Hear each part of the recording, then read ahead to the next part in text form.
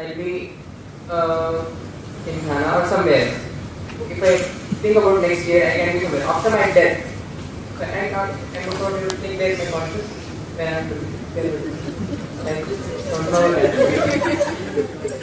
You want to know where you will be after death?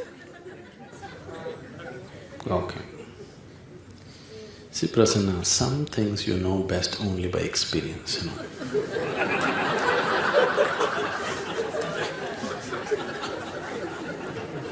Are you ready?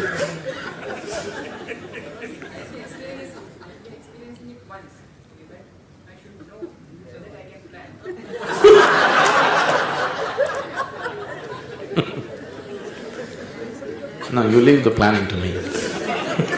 Are you ready to experience?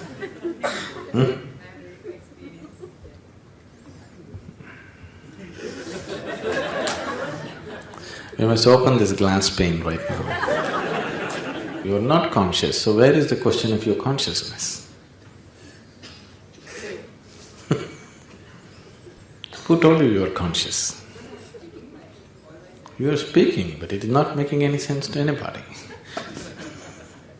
When somebody starts talking and they don't know what they're talking, we will assume that they're unconscious, isn't it?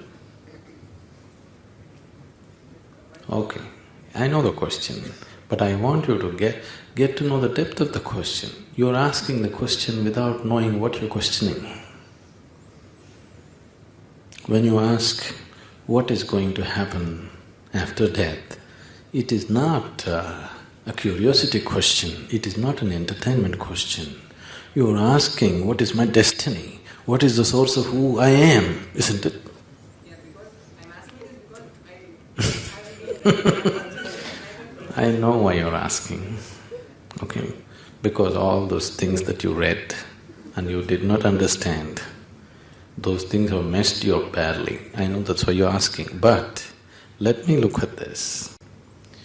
Now, I want to know what's going to happen beyond this body. Is it a small question? You're asking, what is the source of who I am? Who is me? That's what you're asking. If you do not know who is you, and if you know that you don't know who you are, there must be a tearing pain within you, isn't it? You're existing here without knowing who you are. Must be a terrible thing, isn't it? You have not realized the immensity of the question. You don't know, if you cry with this question, if you roll on the floor with this question, if tears are the only way you can ask this question, there would be an answer. Now, the way you're asking the question, you have not realized the immensity of the question. Whatever I say, already you have some conclusions from the scriptures, isn't it? You have, I know. Now, if I say something, anyway you will get into more of such nonsense. Now, you are coming with the scriptures and saying all these things, now you will say more foolish things, because this you cannot know because I tell you something. If you know the pain of not knowing, then I can make you know it. If you still do not know the pain of not knowing, me telling you after your death your soul will go and sit on top of this building is not going to liberate you in any way, isn't it? Isn't it so? Fairy tale it is. Now I'm telling you, do you want a story or do you want to know it? Say yes or no.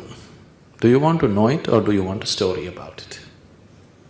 I want to know in the way I can understand. Maybe you cannot understand, you can only experience it. Are you willing to experience it? I'm not going to kill you. Don't worry, I'm not thinking on those lines. But are you are you willing to experience? So, if you're willing to experience, how much of your life are you willing to give to make this happen to yourself? Now, just to learn the alphabet, A, B, C, just to learn to read and write, just to learn to maybe write software, how many years did you invest? 20 years? That is not the question of right? It is a question of our implementing the knowledge and intelligence. But it should be there, right?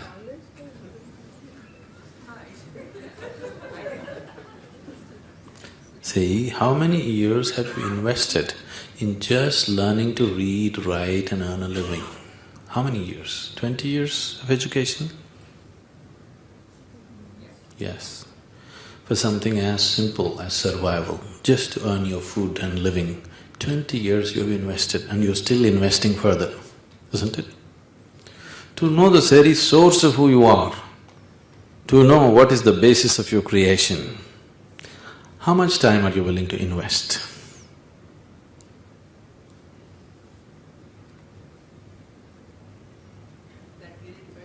You think about that, you tell me, then I will tell you whether it's possible or not. To put proper input to just write software for a dumb computer, it took 20 years.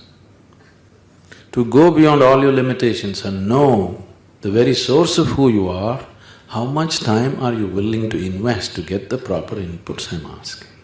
See, I want you to understand what is your reality right now, don't just bullshit yourself, isn't it?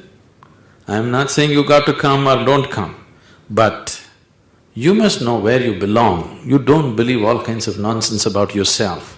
The most important thing in your life is, even if you can't afford to be straight with anybody in the world, at least with this one person, you must be straight, isn't it? This is something that you owe to yourself, every human being. If you don't do this, your life is definitely a tragedy. It doesn't matter what's happening with it or not happening with it. If you don't know how to be straight to yourself, you have wasted your life before you live it. Before it starts, it's over, isn't it? So please I want you to look at it. Right now, you're asking big questions. I'm talking about a possibility. The reason why something which is just the natural fruit of life, what you call as enlightenment, if you allow yourself, if you allow life to happen to you in its utmost possibility, it's a natural fruit, it's a natural flowering. It is not something that you are doing to deviate your life to some other point. It is a natural process of reaching there. In spite of that, why it is happening to a large number of people, why it doesn't happen at all except a few individuals in the world, is simply because of this, because we are not straight with it. We don't even know whether we are willing to go for it or not, isn't it? It's not happened not because it's difficult, it's not happened because you're not willing to give yourself to it.